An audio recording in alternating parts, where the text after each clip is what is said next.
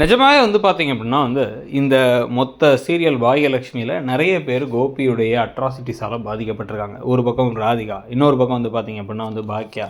இதில் ஈஸ்வரியுமே ஒரு கட்டத்தில் விக்டிம் மாதிரி தான். ஈஸ்வரி பாசத்தை இவர் நிறைய இடத்துல யூஸ் பண்ணிக்கிட்டாரு. இப்போ நல்லவராட்டம் ஒரு வேஷம் போட்டுட்டு நடிச்சுட்டு அப்படியே பாவமாக முகத்தை வச்சிருக்காருங்கிறதுக்காக அவர் நல்லவர் ஆகிட்டாருங்கிற அவசியம் இல்லை.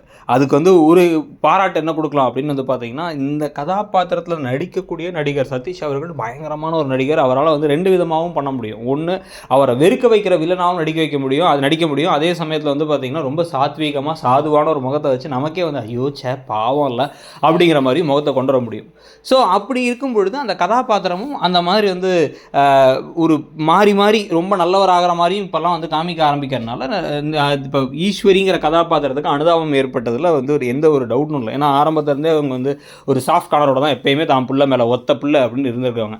ஸோ இப்போ இதை தாண்டி இப்போ பார்த்தீங்கன்னா அதிகமாக பாதிக்கப்பட்ட இன்னொரு நபர் யார் இந்த கோபியுடைய நல்லவர் கெட்டவருங்கிற மோடில் அப்படின்னு பார்த்தா அது மயுவாக தான் இருக்க முடியும். மயு அவங்க அம்மாவோட தனியாக இருக்காங்க. ஏன்னா அவங்க அப்பா சரியான குடிகாரராக இருக்கார், தன்னை கடத்திட்டுலாம் போகிறாரு. ஒரு மாதிரி அவர் எவ்வளோ சொன்னாலும் ஸ்டேபிளாக இல்லாத ஒரு அப்பா ராஜேஷ். ஸோ அப்போ அந்த சமயத்தில் ஒரு ஆறுதல் சொல்கிற மாதிரி ஒரு அங்கிளாக இருந்து நான் உனக்கு ஒரு அப்பாவாக இருப்பேன்னு சொல்லி நான் உன்னை பார்த்துக்கிறேன்னு ஸ்கூல்லலாம் போயிட்டு இருந்துட்டு மயுவை பார்க்காம என்னால் இருக்க முடியல அப்படின்னு ட்ராமாலாம் போட்ட கோபிநாத். ஆனால் அதுக்கு பிறகு பார்த்தீங்க அப்படின்னா அவங்களுடைய பர்த்டே கூட போகல. ஏற்கனவே இந்த வீட்டில் இருக்கும் போது இனியாவோட பர்த்டே மறந்தார்.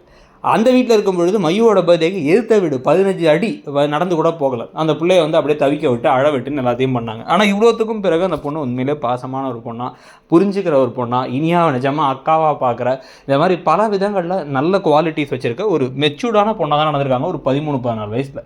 ஆனால் அதுக்கு அப்படியே ஆப்போசிட்டாக இனியாங்கிற ஒரு பிள்ளைய பார்த்திங்கன்னா பிள்ளைய அது இந்த பிள்ளையை பெற்றதுக்கு அப்படிங்கிற மாதிரி தான் பல நேரங்களில் உபத்திரவம் கொடுத்ததான் ஜாஸ்தி உதவியை விட அப்படிங்கிற மாதிரி இருக்கும்.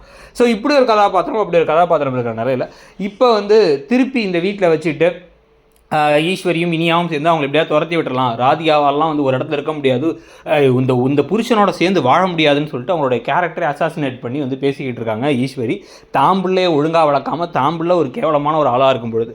ஸோ இப்போ இந்த சமயத்தில் இது எல்லா விஷயத்துக்கும் சேர்த்து வச்சு ஒரு நாள் திருப்பி ஒரு பிரச்சனையாகுது. திருப்பி கோபி கொஞ்சம் இந்த பக்கம் சாயிறாரு, அப்படியே பாக்கியா பக்கம் லைட்டாக சாயிற மாதிரி சாயினாரு டிசைட் பண்ணார் அப்படின்னா மயு ஒரு கட்டத்தில் கடுப்பாகி அவங்களே இப்படி ஒரு ஆளோட நீ வாழவே வேணாமா, எனக்கு பல நாட்களும் அவங்க கூட வந்திருக்கேன், நான் ஒரு சின்ன பொண்ணாகவே இருக்கலாம், ஆனால் எனக்கு தெளிவாக தெரியுது யாருமே இல்லாமல் தனியாக இருந்தபோது கூட நீங்களும் நானும் மட்டும் இருந்தோம் கூட நம்ம சந்தோஷமாக நிம்மதியாக இருந்தோம்.